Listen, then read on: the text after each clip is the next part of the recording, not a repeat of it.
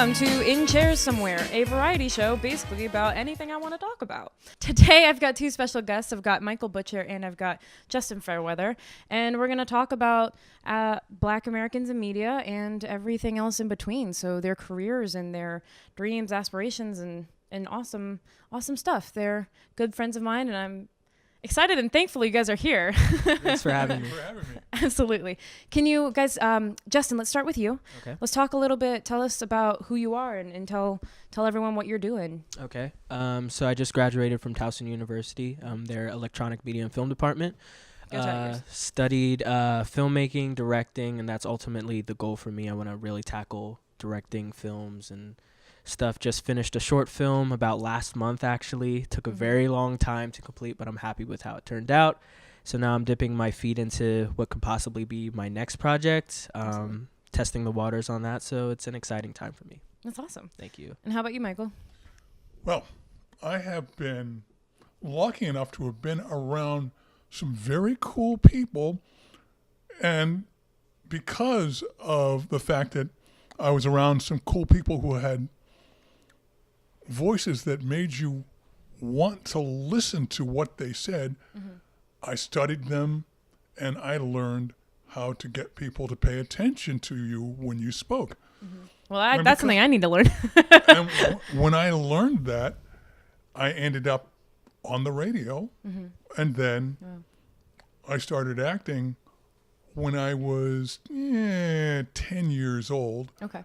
And I learned that I enjoyed being on stage, and I started writing music when I was 9 or 10 years old, and I've been writing music all along.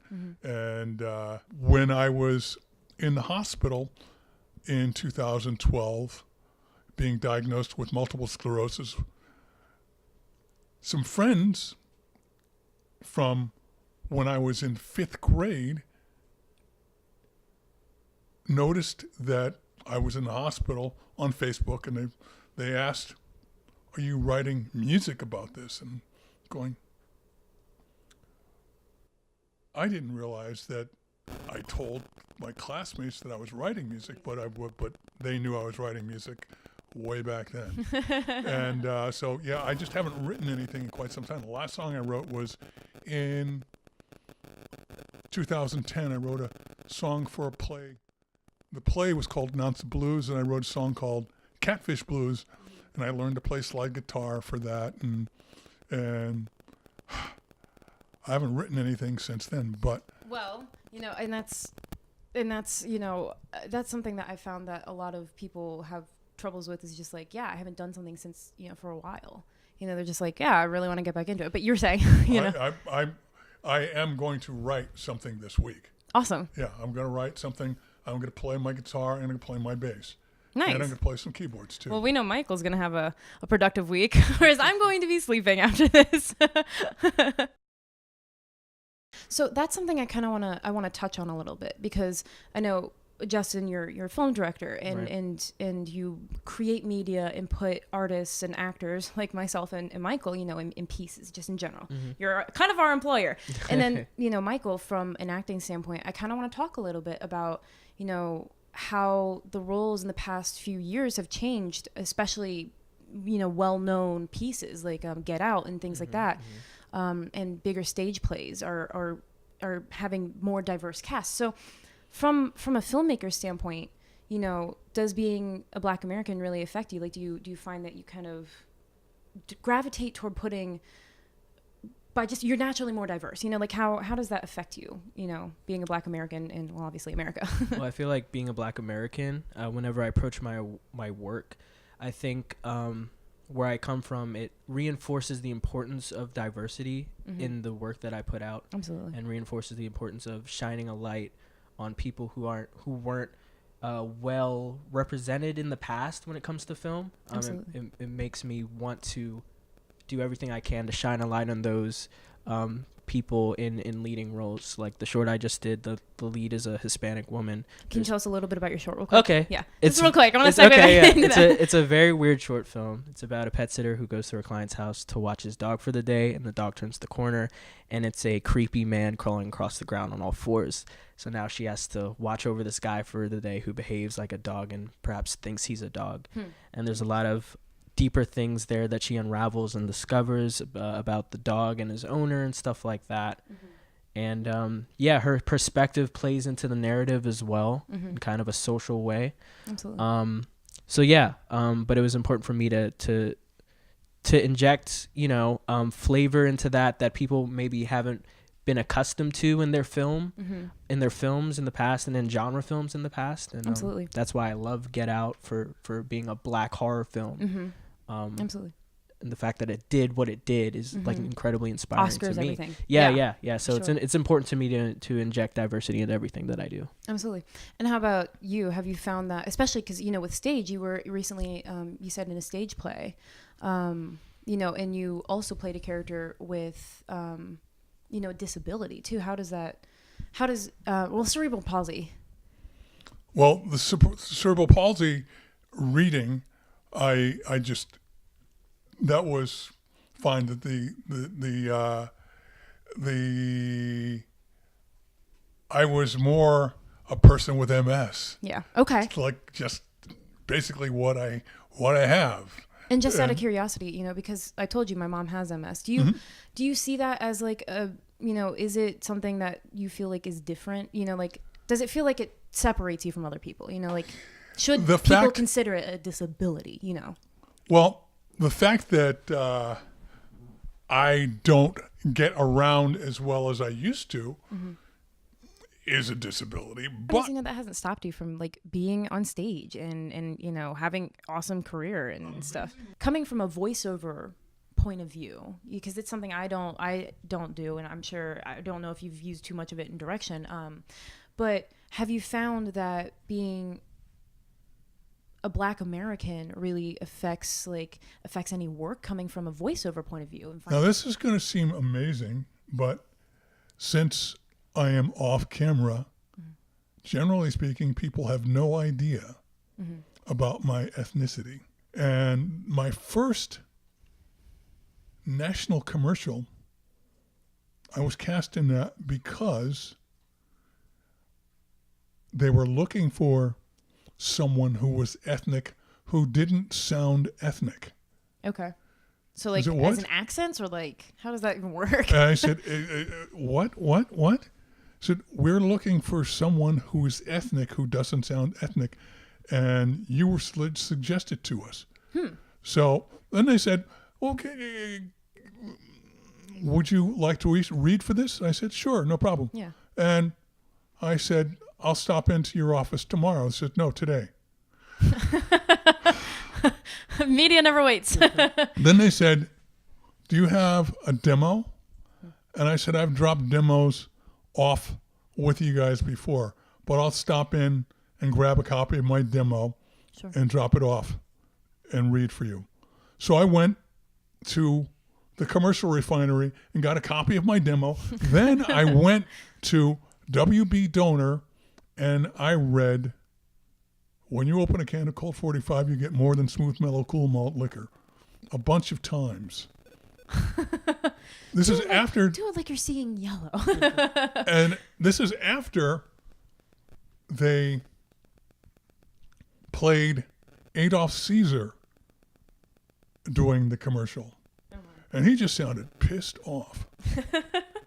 And I thought, maybe what they want me to do is show Adolf Caesar how to do it. Yeah. So basically I showed Adolf Caesar how to do it. Then they brought the creative director down and he says, I think we found our guy. Call the commercial refinery and book some time and for tomorrow, and we'll go ahead and do this. So that's something, that's interesting to me. That the fact that you behind the camera, it didn't seem like it was as hard to get, work. Especially because I found that before the past few years, especially the past decade, especially the past 4 to 5 years, it seemed like Black Americans are usually cast in like stereotypical roles. And I'm not even talking about profession, but I mean like just in demeanor. So like angry Black man or, exotic Black woman and things like that. So have you seen an improvement in the past few years? Michael, go ahead, please. Amazingly enough, I was looking at the show Fam on CBS. Yeah. And I haven't seen it yet. I've heard it's awesome. Fam? Fam. I don't think I've ever heard of that, actually. It's a show. It, right? It's a show about mixed families. Mm-hmm. And I was amazed at the people and the fact that that there was not a lot of ghettoizing of the people of color on the show. Yeah. It's like, wow, they're regular people. Yeah, normal people. Thank you. Thank you. Yeah. Thank you. Breath of fresh air. Yeah, refreshing. Yes, Yeah. yes. Just as a viewer, because it's nice to see.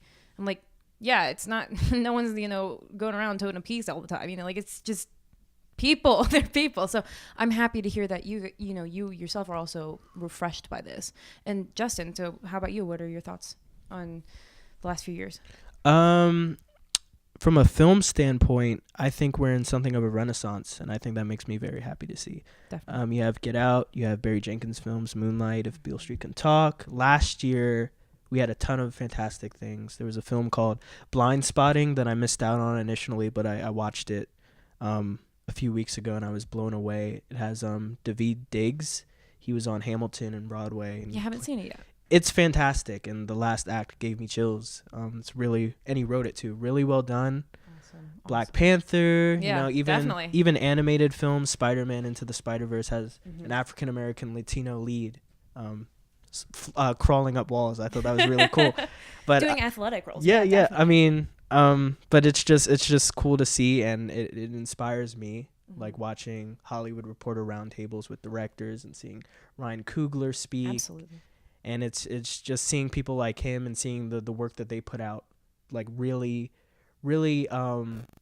intimate films that all feel incredibly different, but are all incredibly poignant and fulfill everything they set out to do. It makes me inspired to continue to put out my work into the atmosphere as well. Absolutely. And that's something like I found, and I kind of I want to ask you guys for examples, but like it's not only just film and television, it's more music. I read this article about a young up and coming French artist, and she was I'll put the name of the artist below here, like on tape, but I can't remember what it is for the talk's sake. But she was, some of the news outlets were toting her as like, oh well, she's an inspiration for Black French people, and things like that. She's like, no, like there's plenty of other people out here doing it already. It's just that now it's consistently getting attention. So Right. I'm happy, that America's doing it, especially, like I said, not just in media, but also like I'm seeing engagement ring, like and jewelry and models that are also Black American. I'm seeing ads, print, everything, everything on blogs, even everything in books. So anyway, I'm happy to hear that it's also inspiring, young artists and a continuing career artists, Right. What advice would you give to Black American artists everywhere and mixed artists everywhere? Michael? The idea of being able to work and go to the gym and read is wonderful. Absolutely. Basically, as long as I can convince the dogs to not bark for a while when I'm reading, but every now and again, they'll hear me and they'll let me know. Yeah, you're there. that they want me to come out and talk to them. And is that so actually kind of touching back on that, like, is that, for me, it would be taking care of my body as like an artist, and also like reading and stuff. Is that like a recommendation you would give? Oh, please. Yes. And amazingly enough, because of my MS, I changed my diet. Nice. I went paleo and gluten-free. Oh, wow. I would say to any artist to really absorb every piece of information you can about your craft in order to hone it. Watch things that pertain to your craft and expose yourself to things that exist in the world that you want your art to live in. Mm-hmm. Think about what you in general can contribute to whatever you're contributing, and think about what you can do to make it unique. Think about what you're doing that no one else is doing, and really explore that so that you're the pioneer in that lane. I think those are all crucial to kind of making things that people will remember and respond to. In your opinions, what could be done to improve inclusivity in media? It's a simple thing. Everybody needs to listen to everybody else and eliminate your closed mind. Yeah, that is really simple. If you are open to hearing and understanding everything, then you will include everything and everyone. I think in my field, I think the key to that is making sure that everyone who has something to say has the means to get that out into the world. Definitely. So if you want to be a filmmaker, just the people who already have made it, just make sure there's a system in place to have people who are like screaming to say something, to have them be able to make something and have the means to make something good in the right way. Make sure, the doors are wide enough for anyone who wants to, have something to share with others, has, the potential and the ability to do so. I guess that can mean, online submissions, things of that caliber, networks, things of that nature.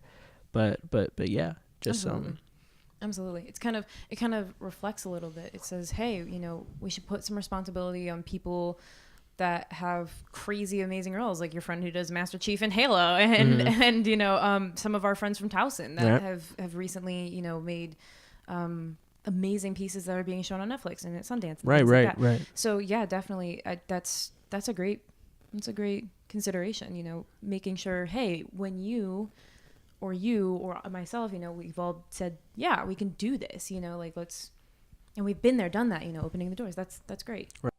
I am so glad that I'm here with you, and we have so many similar attitudes about things. And this is from me, the old dude. and what's really wild is that I'm accepting the fact that I'm going to be 63 this year. It's still 2 years away from being 65 and being a real senior citizen. But yeah.